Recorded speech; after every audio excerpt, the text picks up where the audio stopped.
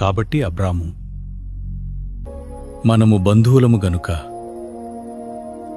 నాకు నీకును నా పశువుల కాపరులకు నీ పశువుల కాపరులకును కలహముండకూడదు. ఈ దేశమంతయు నీ ఎదుటనున్నది గదా, దయచేసి నన్ను విడిచి వేరుగా నుండుము. నీవు ఎడమతట్టునకు వెళ్ళిన ఎడల నేను కుడితట్టుకును, నీవు కుడితట్టునకు వెళ్ళిన ఎడల నేను ఎడమతట్టునకును వెళ్ళుదును అని లోతుతో చెప్పగా, లోతు తన కన్నులెత్తి యొర్దాను ప్రాంతమంతటిని చూచెను.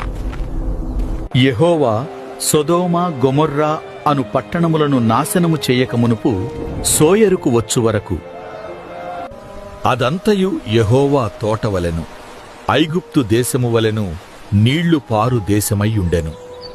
కాబట్టి లోతు తనకు యొర్దాను ప్రాంతమంతటిని ఏర్పరచుకుని తూర్పుగా ప్రయాణం చేసెను. అట్లు వారు ఒకరికి ఒకరు వేరైపోయిరి.